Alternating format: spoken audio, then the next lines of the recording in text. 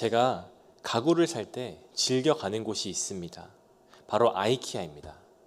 아이키아에서는 가구를 사면 집에 와서 조립을 하게 됩니다. 그 대신에 가격이 조금 더 저렴합니다. 제가 한국에서 마침 결혼을 해가지고 새로운 가구들이 필요한 참이었습니다. 근데 그때 마침 아이키아가 한국에 들어왔습니다. 그래서 제가 아내랑 그곳에 가서 필요한 가구들을 사서 집에 왔습니다. 집에 와서 그 가구들의 이제 조립품들을 쫙 깔아놓고 있다가 가만히 쳐다보다가 왠지 그냥 만들 수 있을 것 같은 거예요. 그래서 제가 이제 설명서도 보지 않고 만들기 시작했습니다.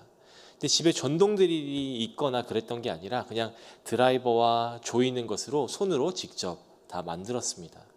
그렇게 막 열심히 만들고 나니까 한 2시간, 3시간 정도가 지났더라고요. 이제 정말 책상을 다리까지 세우고 위에를 딱 해서 마지막으로 서랍만 넣으면 되었습니다. 그래서 서랍을 넣으려고 하는데 서랍이 안 들어가는 거예요. 2-3시간 동안 만들었으니 얼마나 조급했겠습니까? 그래서 막 힘으로 넣어보려고 하고 어떻게든 넣어보려고 했는데 제가 잘못 만들어서 아예 들어가지가 않았습니다. 그래서 그 책상을 다시 분해하고 제대로 만들고 설명서를 보고 제대로 만들었었던 기억이 있습니다. 제가 이때 깨달은 교훈이 있습니다. 조립할 때는 조립서를 보고 만들자. 처음부터 설명서, 조립서를 보고 만들었다면 시간을 낭비하지 않아도 됐었을 것입니다. 시간과 힘을 낭비하지 않고 제대로 만들었을 것입니다. 책상을 제대로 사용하기 위해선, 서랍이 있는 완전한 책상을 만들기 위해선 조립서를 보고 만들어야 합니다. 만들어진 의도대로 만들어야 그 책상이 가치가 있게 됩니다. 우리도 세상에 창조된 목적이 있습니다. 하나님께서 우리의 창조주이십니다. 하나님께서 목적을 가지고 우리를 이 땅에 만드셨습니다. 우리가 가치 있는 삶, 잠재력을 최대한으로 발휘하는 삶을 살기 위해선 하나님의 뜻대로 살아가야 합니다. 우리는 하나님께서 만드신 존재이기 때문에 하나님께서 우리가 어떻게 살아야 할지 가장 잘 알고 계십니다. 하나님께서 여러분의 사용 설명서를 쓰신 분입니다. 안세진 사용 설명서를 하나님께서 쓰셨습니다. 그래서 저를 최대한으로 사용하고 제가 최대한의 잠재력을 내기 위해선 하나님이 만드신 대로 살아가는 것입니다. 고성준 목사님께서는 나의 데스티니 찾기라는 책에서 이렇게 말씀하십니다. 우리 삶에는 하나님이 계획하신 명확한 설계도가 있고 목적이 있다. 우리 삶은 우연의 연속이 아니다. 우리 인생을 지배하는 것은 우연이라는 이름의 잔인한 괴물이 아니라 하나님의 사랑 넘치는 계획이다. 우리는 이 땅에 우연히 왔다가 우연히 만들어져서 우연히 살아가는 존재가 아닙니다. 아무 의미 없이 살다 죽는 존재가 아닙니다. 하나님께서는 여러분 한 분 한 분을 하나님의 계획에 따라 만드셨습니다. 여러분 한 분 한 분을 위해 특별한 계획이 있는 것입니다. 하나님께서는 우리를 하나님 나라의 사명자로 부르셨습니다. 우리는 하나님이 만드신 목적대로 살아갈 때 가장 행복한 삶을 살 수 있습니다. 오늘 본문 1절을 보면 하나님의 뜻대로 살아가는 바울의 고백이 나옵니다. 1절을 보시면 하나님의 뜻으로 말미암아 그리스도의 예수의 사도된 바울은 에베소에 있는 성도들과 그리스도 예수 안에 있는 신실한 자들에게 편지하노니. 이 당시 엘리트의 길을 걷고 있던 바울이 박해받는 그리스도의 사도가 됩니다. 예수님을 따라 살지 않았더라면 바울은 성공된 삶을 살았을 것입니다. 사람들의 존경을 받는 평탄한 삶을 살 수 있었을 것입니다. 하지만 바울은 박해를 하던 사람에서 박해를 받는 그리스도의 사도가 됩니다. 매를 맞고 쫓겨나고 조롱받고 때로는 감옥에 갇히는 그런 처절한 삶을 살게 됩니다. 박해하는 박해자에서 예수님의 사도가 된 바울이 변화된 이유는 자신의 삶의 진정한 목적을 찾았기 때문입니다. 인생의 목적을 발견했기 때문입니다. 사도행전 9장 15절에 보시면 이렇게 쓰여 있습니다. 주께서 이르시되 가라. 이 사람은 내 이름을 이방인과 임금들과 이스라엘 자손들에게 전하기 위하여 택한 나의 그릇이라. 하나님께서 바울을 위해서 예비하신 길을 바울이 깨닫게 됩니다. 그 뒤로 자신의 인생의 목적을 발견한 바울은 하나님의 사도가 되어 하나님의 뜻대로 살아갑니다. 어떠한 죽음도 두려워하지 않고 기쁨으로 자신의 사명을 감당하는 것입니다. 고난 속에서도 기뻐하며 복음을 전하는 일에 최선을 다합니다. 칼 힐티는 이렇게 얘기합니다. 인간 생애의 최고의 날은 자기의 사명을 발견하는 날이다. 사명을 발견하는 것이 최고의 길인 이유는, 최고의 날인 이유는 깜깜한 어둠 속에서 한 줄기 빛을 발견하는 것과 같기 때문입니다. 세상 사람들이 살아가면서 삶이 어렵다고 얘기를 합니다. 왜냐하면 내가 어디로 가야 하는지 알지 못하기 때문입니다. 내가 어떻게 살아야 하는지, 무엇을 위해 살아야 하는지, 어떤 길로 가야 하는지 알지 못하기 때문에 혼란스러워합니다. 두려워합니다. 겁을 먹습니다. 수많은 갈림길 속에서 길이 여러 가지가 있는데 내가 어느 길로 가야 하는지 알지 못하는 것입니다. 그런데 우리가 하나님을 믿게 되고 하나님의 목적, 하나님이 우리를 지으신 목적을 깨닫게 된다면 그 말은 무엇이냐면 우리가 가야 할 길을 발견하게 된다라는 것입니다. 우리가 하나님 안에서 우리의 사명을 깨닫게 되는 것은 우리의 목적지를 정하고 그 목적지를 가는 길을 발견하게 된다라는 것입니다. 우리가 가야 할 길을 발견하게 된다면 더 이상 답답하지 않습니다. 그저 내가 가야 할 길을 묵묵히 걸어가기만 하면 되는 것입니다. 그래서 우리가 사명을 발견한다라는 것은 하나님께서 나를 만드신 설계도를 발견한다라는 것입니다. 사용 설명서를 찾는 것입니다. 사용 설명서를 찾으면 그 설명서대로 읽고 따라 살면 됩니다. 나에게 주신 사명을 발견하며 살아갈 때 우리는 큰 기쁨을 누리게 됩니다. 근데 여기서 중요한 것이 있습니다. 우리는 바울처럼 자신의 사명을 발견하는 것도 정말 중요합니다. 하지만 바울은 오늘 본문을 통해서 우리의 존재 목적에 대해서도 얘기하고 있습니다. 목적과 사명은 다릅니다. 목적은 우리가 만들어진 이유, 우리가 이 세상에 존재하는 목적에 대해서 얘기를 합니다. 사명은 그 목적, 그 목표를 이루기 위한 수단입니다. 우리에게 주어진 사명은 다 다르지만 우리의 목적은 같습니다. 우리의 목적은 하나님의 영광을 찬송하는 것입니다. 오늘 본문 1장에서는 이 우리의 목적에 대해서 3번이나 나와 강조합니다. 먼저 6절, 12절, 14절인데요. 같이 한번 보시겠습니다. 먼저 6절에서는 이렇게 얘기합니다. 이는 그가 사랑하시는 자 안에서 우리에게 거저 주시는 바 그의 은혜의 영광을 찬송하게 하려는 것이라. 12절 이는 우리가 그리스도 안에서 전부터 바라던 그의 영광의 찬송이 되게 하려 하심이라. 14절 이는 우리 기업의 보증이 되사 그 얻으신 것을 속량하시고 그의 영광을 찬송하게 하려 하심이라. 하나님이 우리를 만드신 목적은 하나님께 영광을 돌리게 하기 위해서입니다. 영광이란 훌륭함을 나타내거나 이루어 이름이 빛나고 자랑스럽게 되는 상태입니다. 그래서 하나님의 영광을 찬송하라라는 것은 하나님의 훌륭하심을 높이고 기린다라는 뜻입니다. 그래서 우리는 하나님의 훌륭하심을 높이고 기리며 찬송하는 삶을 살아가는 것입니다. 사실 저는 이 이야기를 처음 들었을 때 우리가 하나님의 영광의 찬송을 위해서 만들어졌다라는 얘기를 들었을 때 의문이 들었습니다. 2가지 의문이 들었는데요. 하나는 하나님께서 우리에게 겸손하라고 하시잖아요. 그런데 하나님께서 지금 우리 보고 하나님을 찬양하라고 하십니다. 나의 행한 일, 나를 찬양하라고 말씀하십니다. 그리고 어렸을 땐 이해가 가지 않았습니다.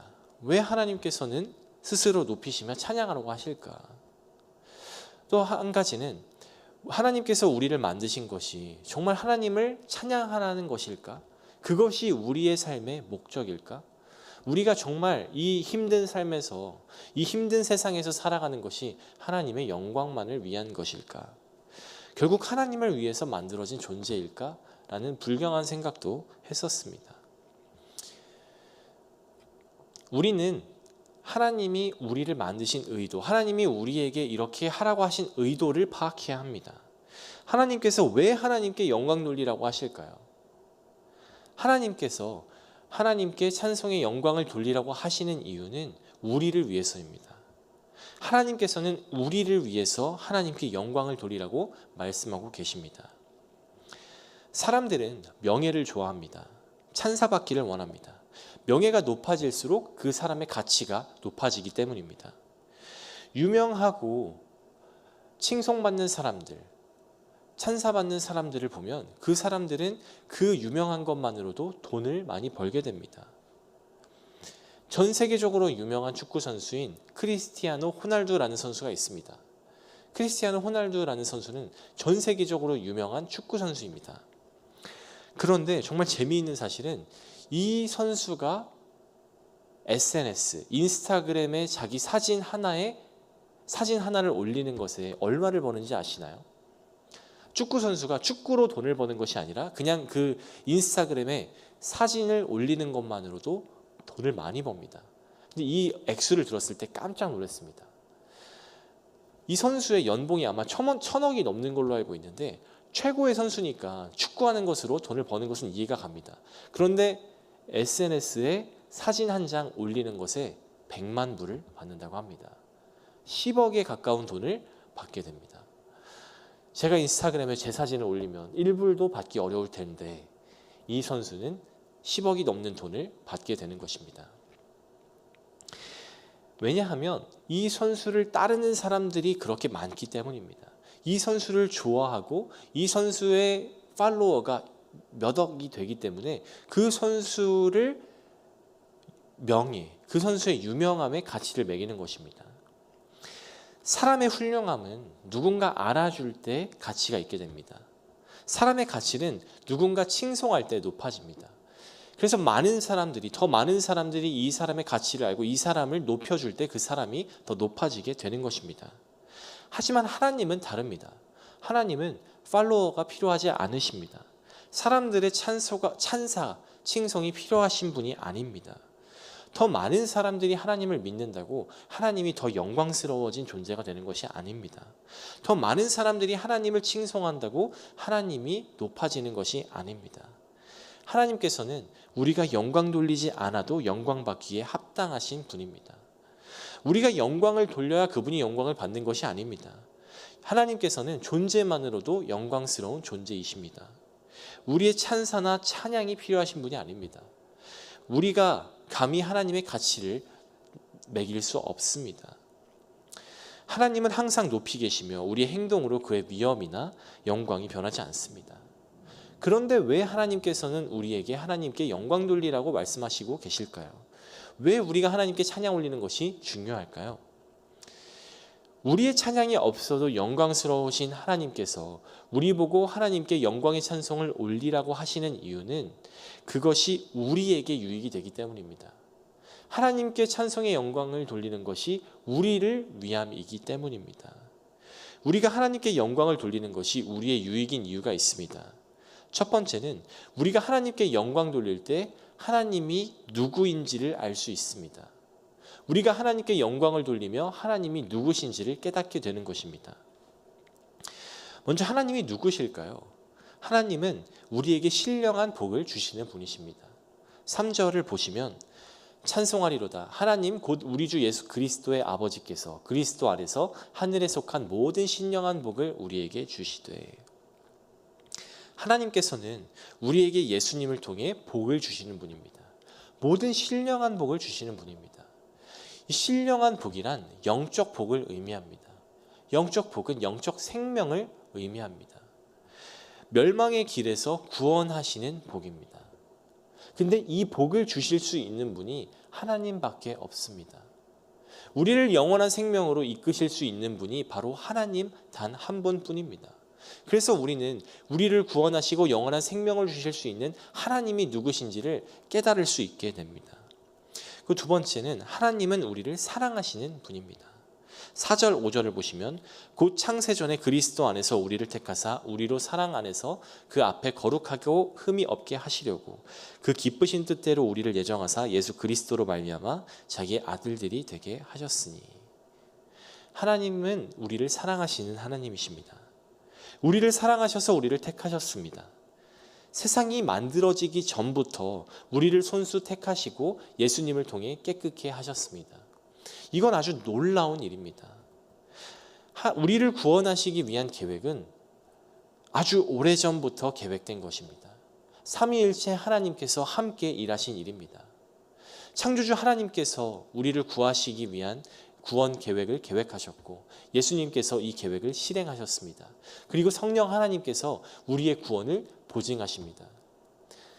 과거에서부터 이어진 구원이 예수님을 통해 이루어지고 지금까지 성령님을 통해 지금까지도 이루어지고 있는 것입니다. 이것은 아주 놀라운 은혜입니다. 그런데 이 은혜를 받기 위해 우리가 한 것이 무엇일까요? 6절에 쓰여 있습니다. 이는 그가 사랑하시는 자 안에서 우리에게 거저 주시는 바 그의 은혜의 영광을 찬송하게 하려는 것이라. 이 놀라운 은혜를 받기 위해 우리가 한 것은 아무것도 없습니다. 그저 예수님을 믿기만 하면 됩니다. 예수님을 믿기만 하면 우리는 구원받습니다. 왜냐하면 하나님께서 이미 모든 것을 하셨기 때문입니다.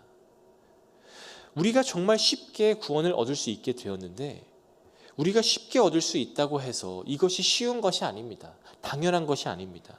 우리가 받을 자격이 있어서 이 은혜를 받은 것이 아닙니다. 우리가 쉽게 받았다고 해서 쉽게 여길 수 있는 일이 아닙니다. 하나님께서는 우리의 구원을 창세전부터 계획하셨습니다. 오랫동안 계획하시고 가장 소중한 것을 우리에게 내어주셨습니다. 7절을 보시면 우리는 그리스도 안에서 그의 은혜의 풍성함을 따라 그의 피로 말미암아 속량 곧 죄사함을 받았느니라. 우리 모두는 원래 하나님께 나아갈 수 없는 죄인이었습니다. 우리의 죄가 해결되기 위해선 예수님의 피로 뒤덮여야 했습니다. 그래서 우리는 예수님의 피로 깨끗게 된 것입니다. 천지를 창조하신 하나님께서 한계를 입으시고 가장 낮은 자리로 오신 것, 그것이 예수님의 십자가 사건입니다. 우리를 구원하시기 위해서 예수님께서 이 땅에 오셔서 조롱당하시고 박해받으시고 십자가에 매달려 돌아가셨습니다. 이것은 결코 쉬운 일이 아니었습니다. 우리를 사랑하시고 은혜로 구원하신 하나님의 가슴 아픈 사랑이자 은혜입니다. 우리는 이것을 기억하게 됩니다. 우리가 하나님께 영광을 돌리게 된다면 하나님의 크신 사랑을 기억하게 되는 것입니다. 하나님이 누구이신지를 깨닫게 되는 것입니다. 그래서 우리가 하나님께 영광 돌려야 하는 것이 우리의 유익인 두 번째 이유는 이 모든 것을 기억하게 되기 때문입니다. 우리가 하나님을 기억하게 되기 때문입니다. 하나님께서는 하나님을 찬양하게 함으로 하나님이 주신 은혜를 기억하게 합니다. 그래서 6절 14절을 보시면 이렇게 쓰여 있죠. 이는 그가 사랑하시는 자 안에서 우리에게 거저 주시는 바 그의 은혜의 영광을 찬송하게 하려는 것이라. 14절 이는 우리 기업의 보증이 되사 그 얻으신 것을 속량하시고 그의 영광을 찬송하게 하려 하심이라. 우리가 하나님께 받은 것이 무엇인지 기억하는 것이 중요합니다. 하나님이 누구신지 기억하는 것이 중요합니다. 왜냐하면 우리는 하나님 안에 거해야 하는 존재이기 때문입니다. 우리가 하나님 안에 거할 때 우리가 행복과 기쁨과 진정한 생명을 얻게 됩니다.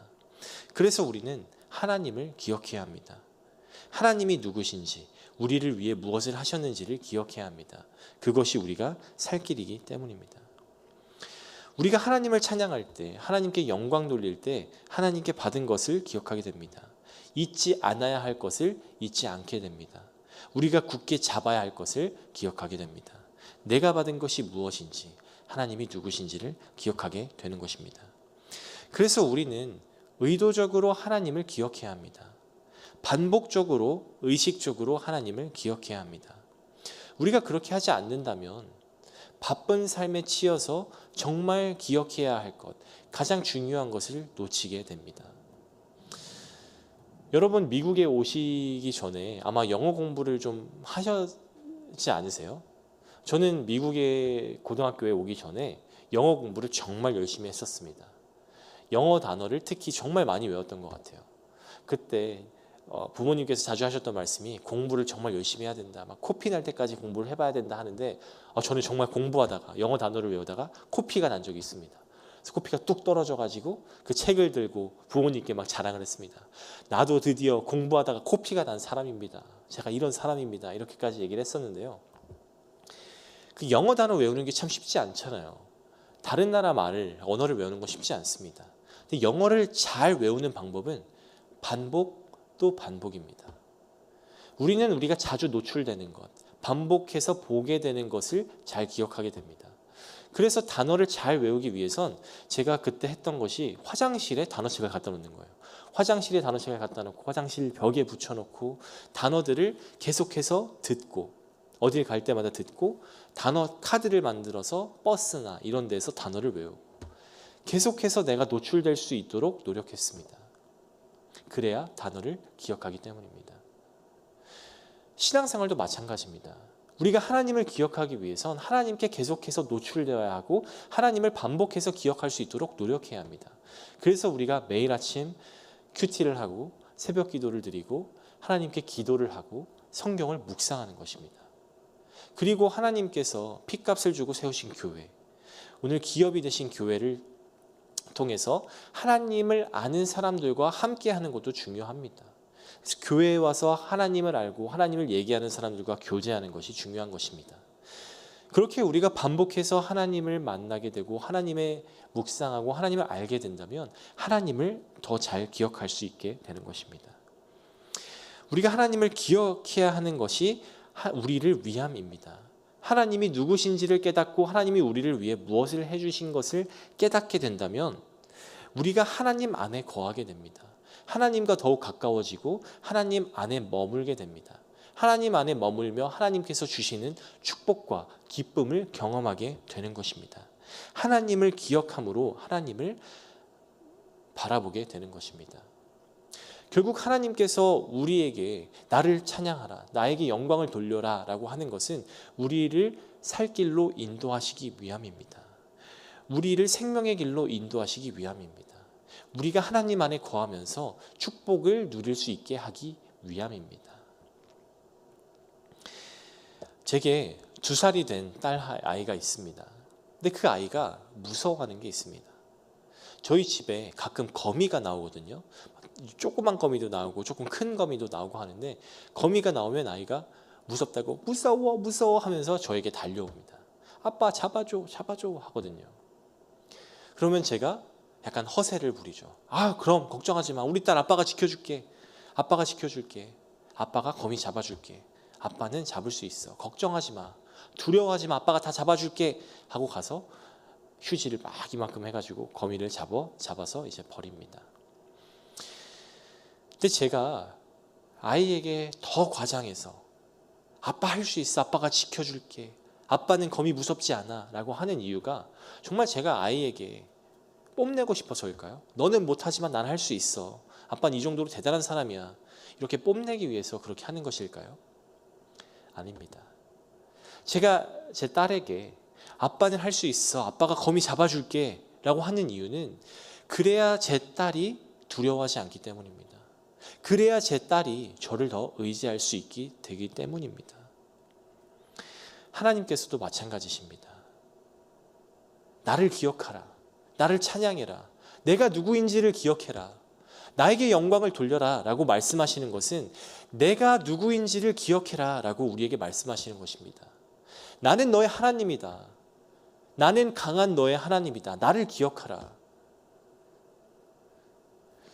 제가 할 수 있는 것은 고작 거미를 잡는 것뿐입니다. 그 거미를 잡는 것으로 아이가 두려움이 사라지게 됩니다. 그런데 우리 하나님께서는 세상조차 아무것도 아니십니다. 무궁무진하신 하나님이십니다. 능력의 하나님이십니다. 반전의 하나님이십니다. 모든 것을 할 수 있는 하나님이십니다. 그런데 우리가 세상을 두려워할 이유가 있을까요? 하나님께서 지금 말씀하고 계시잖아요. 내가 너의 하나님이다. 내가 누구인지를 기억하라. 창세전부터 구원을 계획해서 실행한 너의 하나님이다. 너를 자녀 삼은 내가 너의 아버지다. 나를 의지하여라. 세상 두려워하지 말아라. 내가 너를 지키리라. 그래서 우리는 하나님을 찬양해야 합니다. 하나님이 누구신지를 깨닫고 하나님에게 나아가야 합니다. 우리는 하나님께 속한 존재이기 때문에 하나님을 벗어나서는 죽음밖에 없습니다. 하나님을 찬양하고 하나님께 영광을 돌려야 하는 이유는 그것이 우리가 살 길이기 때문입니다. 하나님을 기억하고 하나님께 붙어 있을 때 우리가 놀라운 축복을 얻게 됩니다. 우리는 예수님을 통해 하나님과 연결되었습니다. 오늘 본문 10절엔 이렇게 쓰여 있습니다. 하늘에 있는 것이나 땅에 있는 것이 다 그리스도 안에서 통일되게 하려 하심이라. 그리고 성령님을 보내서 이 사실을 보증하십니다. 13절, 14절. 그 안에서 너희도 진리의 말씀, 곧 너희의 구원의 복음을 듣고 그 안에서 또한 믿어 약속의 성령으로 인치심을 받았으니 이는 우리 기업의 보증이 되사 그 얻으신 것을 속량하시고 그의 영광을 찬송하게 하려 하심이라. 하나님께서는 우리에게 찬송하라고 하시기 전에 하나님이 누구이신지, 하나님이 우리를 위해 무엇을 하셨는지를 알려주셨습니다. 찬양해라, 영광을 돌려라가 먼저가 아닙니다. 너희가 나를 위해 희생하면 내가 너를 사랑하겠다가 아닙니다. 내가 너를 사랑한다. 내가 너를 위해 이렇게 준비했다. 나를 믿어라. 나는 너에게 생명을 줄 수 있는 하나님이다. 너를 위해 예수를 보낸 하나님이다. 너를 위해 교회를 만든 하나님이다. 이 모든 것을 성령으로 보증하겠다. 그러니 나를 기억해라. 하나님의 사랑이 먼저였습니다. 하나님께서 우리를 만드신 목적은 우리를 사랑하시기 때문입니다. 하나님께서는 우리를 사랑하시기 위해, 축복을 누리게 하기 위해 우리를 만드셨습니다. 우리를 도구로 생각하는 것이 아닙니다. 우리를 사랑받아야 할 대상으로 생각하십니다. 그래서 우리를 하나님의 자녀 삼아 주신 것입니다. 그리고 오늘 그 축복을 받으라고 말씀하고 계신 것입니다. 내가 너의 하나님이다. 내가 너의 아버지다. 내가 너의 방패이다. 내가 너의 보호자이다.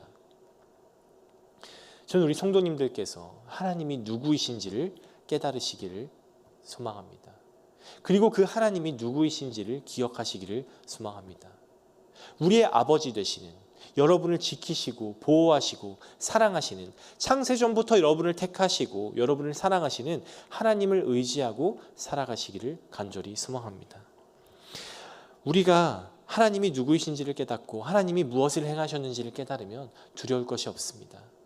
그래서 저는 우리 성도님들께서 하나님께 찬송을 돌리며 하나님께 영광을 올려드리는, 그러므로 우리가 누구인지를 깨닫고 하나님이 누구이신지를 깨닫는 성도님들 되시기를 간절히 소망합니다. 기도하겠습니다. 하나님 아버지 감사합니다. 우리는 아무것도 아닌 존재였습니다. 우리가 한 것이 아무것도 없습니다. 우리가 하나님의 사랑을 받기 위해 한 것은 아무것도 없습니다. 그럼에도 하나님께서는 우리를 하나님의 자녀로 불러주셨습니다. 우리를 위해 구원을 계획하셨습니다. 주님, 우리가 이 사실을 믿고 하나님께 나아갈 수 있도록 도와주시옵소서. 하나님이 누구신지를 기억하며 하나님을 믿으며 하나님을 의지할 수 있도록 도와주시옵소서. 주 아버지께서는 우리를 사랑하십니다. 그 사랑에 저희가 사랑으로 반응할 수 있도록 도와주시옵소서. 오직 주님만 믿고 나아갈 수 있는 그런 자녀들 될 수 있도록 도와주시옵소서. 주님, 오늘 집회를 마치시고 돌아오는 강주일 목사님의 발걸음을 인도해 주시고 안전으로 보호해 주시옵소서. 주님, 오늘 지국에서 선교하시는 박건서 한조의 선교사님을 위해 기도합니다. 준비하고 있는 디국 입국이 잘 진행되게 하시고 선교지에서 아름다운 팀 사역을 이루어질 수 있도록 도와주시옵소서. 또 문화와 언어 훈련에 하나님께서 지혜를 더하여 주시옵소서. 감사드리며 이 모든 말씀 우리 구주 예수 그리스도의 이름으로 기도드렸습니다. 아멘. 하늘에 계신 우리 아버지여, 이름이 거룩히 여김을 받으시오며 나라가 임하옵시며 뜻이 하늘에서 이루어진 것 같이 땅에서도 이루어지리라. 오늘날 우리에게 일용할 양식을 주옵시고 우리가 우리에게 죄지은 자를 사하여 준 것 같이 우리 죄를 사하여 주옵시고 우리를 시험에 들게 하지 마옵시고 다만 악에서 구하옵소서. 대개 나라와 권세 영광이 아버지께 영원히 있사옵나이다. 아멘.